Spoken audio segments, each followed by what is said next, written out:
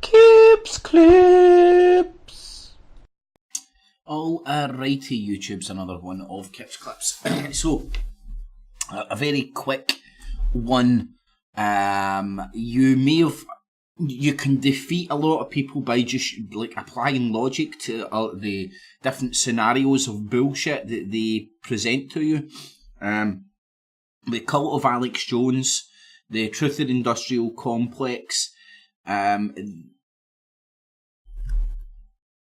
They don't even follow their own moral compass.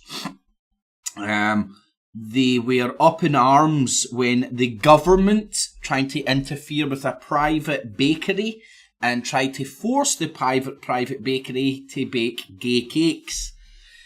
Now, this is where my moral compass is straight.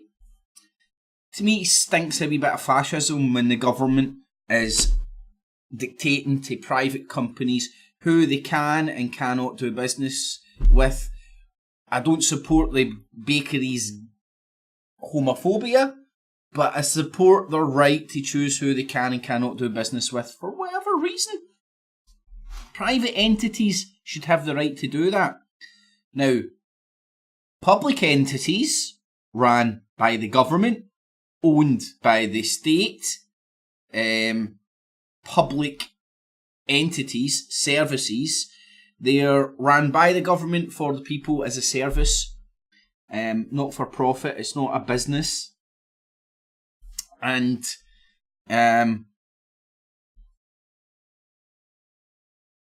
that's what Facebook is. Facebook is a private entity. It's not public. It's not a public service. It's not the internet. YouTube and Facebook are not the internet. There's an argument to be had.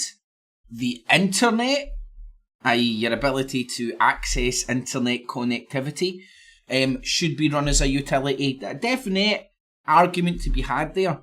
But to argue that YouTube and Facebook should be run as a public utility, i.e. ran as a public service, is laughable. Laughable. It's a joke. So they want to turn Facebook and YouTube into publicly owned companies. And this is coming from all the people who are conservative and all go on about private companies' rights and individual rights and stuff. Now, I can't imagine anybody who would... in fact, that's not true. There's people out there that are that way inclined. But I don't think the majority of people would ever entertain the idea of owning YouTube and Facebook publicly. Now, Alex Jones' freedom of speech is intact. He has the freedom to access the internet. Publishers have the freedom to publish what they do and do not want to. Same with newspapers. Editors and newspapers, they can publish what they want and what they don't want. The freedom of the press comes from somebody to be ability to print and set up a newspaper and publish and distribute leaflets, magazines, newspapers, so on and so forth. The freedom of the internet comes from people's ability to run websites, put websites together, and access the internet.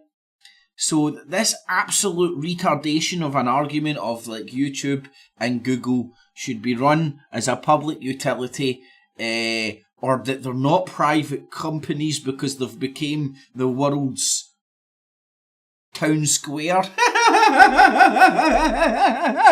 That's the best these people have got. This is how ridiculous their argument is. That's the best tripe their spin doctors can come up with. It's the public YouTube and Facebook. They're not walled off communities where you need to abide by the rules to come in. No, they're public squares. They're public squares, aye. Well, how come people need to fucking give fucking IDs to fucking private companies to prove who they are on their face bag? It's not a public fucking square, you donut. And either is YouTube and Google. and their arguments are laughable. Paul Joseph Watson and all the other umbrella truth or industrial complex useful idiots. You may not agree with what Alex Jones says, but you must agree and stand with his ability to say it. If his freedom of speech was getting shut down, I think there would be an argument to be had here. But I think the freedom of people to do business with and have their own rules in privately run entities trumps. Like, for example, I think Rangers fans should have the right to a Rangers supporters club. And if they don't want Celtic fans there smelling up the place, then that is Rangers fans' right. It's as simple as that. And Facebook has the Facebook and YouTube, aka Google, have the right to have who they want and who they don't want on their platform for whatever reasons. If you read their terms and conditions, I'll simplify it for you. We can do whatever we want at any point and you have fuck all legs to stand on, full stop. I think that's it verbatim. In fact, people would have more respect for Google if that's what they basically said. We have the right to do whatever we want at any point, because that's basically what their terms of services say.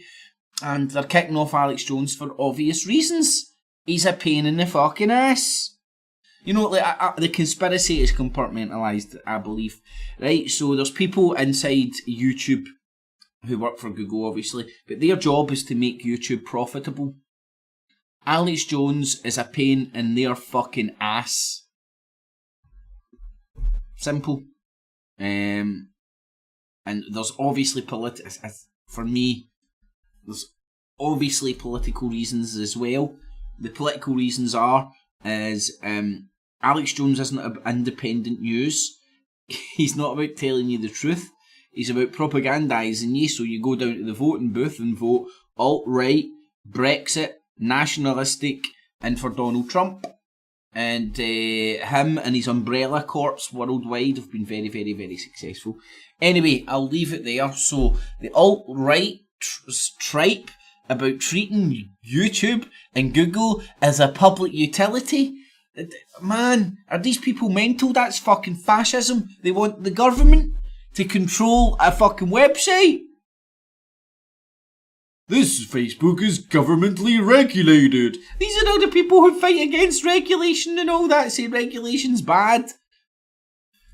Oh man, the hypocrisies in these people are astounding. Anyway, thumbs it up, share it on Facebook, Twitter, Google+, all the good stuff. Leave all your comments, good, bad, ugly and indifferent. I will read and respond to as many as I can. Remember, there's a Patreon and PayPal buttons down below. It's digital busking. Everything's available and accessible free of charge. I hope to do such a good job that people will consider using their spare change, not their life savings, on the Patreon and PayPal buttons down below. And a mega thanks to everybody that does.